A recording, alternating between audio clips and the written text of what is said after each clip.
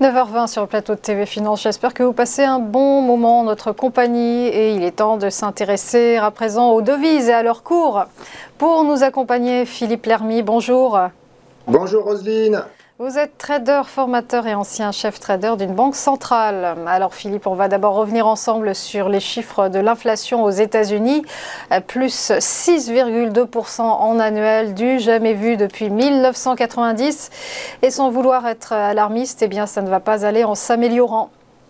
Oui, tout à fait. Donc, l'inflation a bondi de 5,4 à 6,2% en un mois. Donc, c'est un plus haut de 31 ans.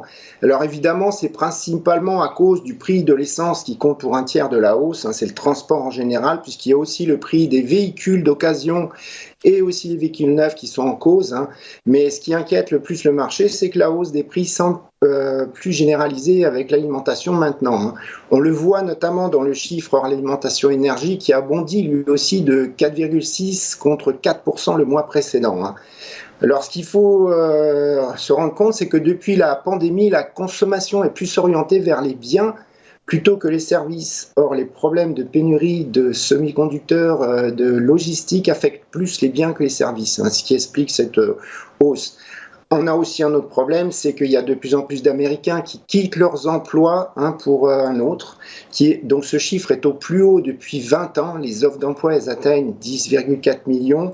Donc même avec un beau chiffre des créations d'emplois qu'on a eu donc au début du mois, il faudra 20 mois pour résorber toutes ces offres d'emploi. Donc ça veut dire que probablement les salaires vont continuer de monter.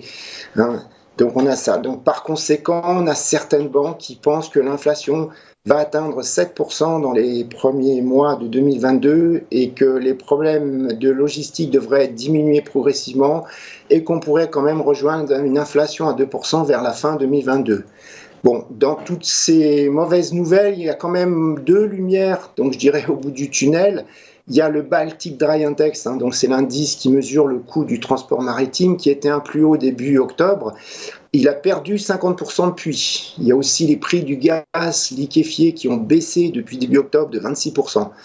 Donc on a ça qui est positif. Mais pour résumer, il est fort probable que l'inflation va s'aggraver avant de revenir à des niveaux meilleurs. Alors du coup, on le voit, le marché des swaps interbancaires a avancé son anticipation d'une première hausse des taux directeur de la Fed pour juillet 2022, alors qu'avant c'était septembre. Donc pour nous, pour nous traders, ça veut dire que le dollar risque d'avoir encore des beaux jours devant lui en attendant. Alors Philippe, le moral des consommateurs américains est au plus bas depuis 10 ans. C'est un sondage de l'Université du Michigan qui le révèle, alors que le marché attendait plutôt un chiffre en hausse. Oui, tout à fait. Donc bon, les mois précédents, ce chiffre avait été affecté par la résurgence du Covid, vous savez, mi-juillet, mi-août, et la fin des aides, allocation chômage étendues par l'État. Mais maintenant, le problème, c'est que c'est bien l'inflation qui refroidit les consommateurs. Donc, ils le voient concrètement, le prix de l'essence à la pompe, c'est 3,50 $ le gallon. Donc, ça les inquiète. Et qu'ils soient de tendance républicaine ou démocrate, les sondés pensent que ce n'est pas du tout le bon moment pour acheter une voiture ou une maison, mais à l'inverse, le moment de vendre. Alors, je vous mets en garde quand même, la corrélation entre le sentiment des consommateurs, elle est très souvent pas vérifiée. C'est comme les gens qui sont déprimés, certains deviennent anorexiques, alors que d'autres, au contraire, deviennent boulimiques. Donc, il n'y a pas forcément corrélation. Alors Philippe, quelques événements vont être à scruter cette semaine, notamment les ventes au détail aux USA. Là, on attend 1,1% de hausse sur un mois. Oui, tout à fait. Alors, ça sera le chiffre phare de la semaine. J'ai même vu certaines banques qui attendent 1,9. Donc, les ventes au détail sont évidemment limitées par les problèmes de semi-conducteurs et de logistique. Donc, le ralentissement du Covid depuis le pic du mois d'août et la reprise des services devrait à l'inverse faire remonter les ventes. Si on se fie aux données, là, comme le graphe vous le montre, des big data, les dépenses de carte de crédit se portent mieux que les ventes de détail. Donc on devrait avoir un bon chiffre. Ne pas oublier qu'il va être boosté mécaniquement par l'inflation Donc ça va être le déflateur qui sera important à surveiller. Alors mardi, on va avoir déjà des petites indications, puisqu'on a les principales chaînes de distribution aux USA, Walmart, Home Depot notamment, qui vont annoncer leurs résultats. Donc ça nous donnera une indication. Hein. Alors ce chiffre, voilà, il va permettre au dollar soit de continuer sa tendance haussière ou au contraire de se stabiliser. Un mot, Philippe, concernant l'inflation au Royaume-Uni. Alors là aussi, on va pas tarder à connaître les chiffres et on s'attend à un bond. Ben on s'attend, oui, enfin, je sais pas si on peut dire que c'est un bon chiffre, on s'attend à un rebondissement de voilà. 3,9 alors que c'était 3,1 le mois précédent, donc c'est une hausse qui est quand même énorme. Là, c'est pareil, c'est la facture de l'énergie qui est en cause. Hein. Alors, il y a aussi l'arrêt de la baisse de la TVA dans le secteur hospitalier qui joue, je dirais, conjoncturellement. Hein, alors, le marché, on le sait, ils ont été surpris la dernière fois parce qu'ils attendaient déjà une hausse du taux directeur de la Banque d'Angleterre. Donc là, maintenant, on l'attend vraiment à la prochaine réunion mi-décembre. Hein. Donc du coup, les traders risquent de réagir très fortement à ce chiffre. Hein. Donc ça va être vraiment le market mover pour le Royaume-Uni. Alors Philippe, on va se projeter à moyen terme, long terme, et on va regarder jusqu'en février, où on le sait, le mandat de Jérôme Powell, le patron de la Réserve fédérale américaine, arrive à son terme. Il sera vraisemblablement candidat à sa propre succession. Mais un autre nom se détache, celui d'une femme, Lael Brainard. Alors évidemment, la nomination de l'un ou de l'autre aura un impact sur le billet vert. Oui, alors en fait, le moyen terme, je vais le réduire à très court terme parce que les marchés, ils anticipent toujours un maximum. Ils essayent de rentrer en position, les traders, le plus tôt possible. En fait, ça peut tomber d'un jour à l'autre. Hein. C'est pour ça qu'on en parle aujourd'hui.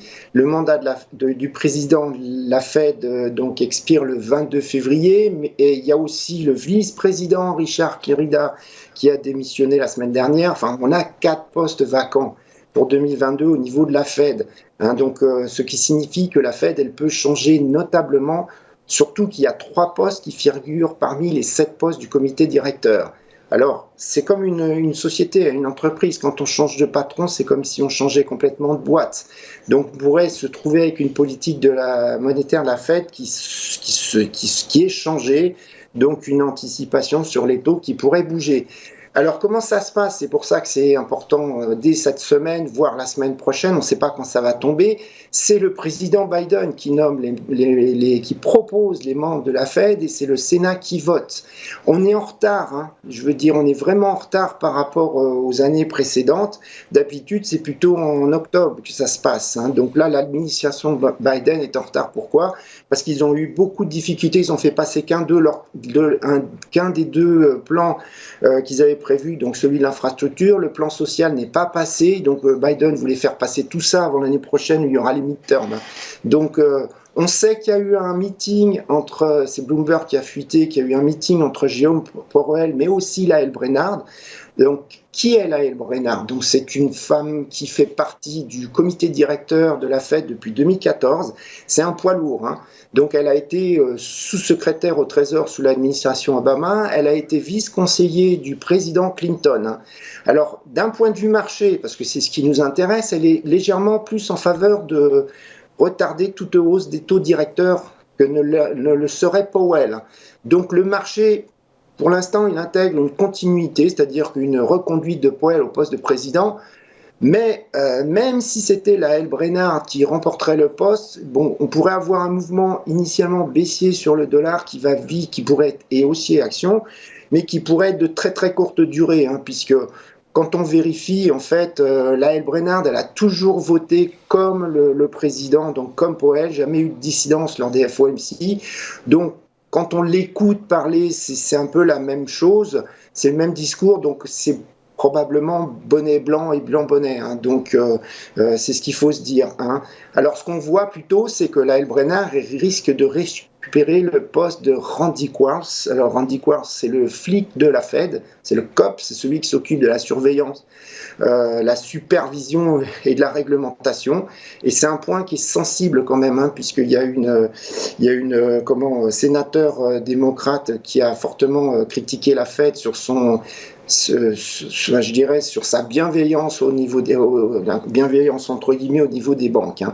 Donc voilà, c'est quand même un événement qui peut tomber ce soir, demain, enfin cette semaine, hein.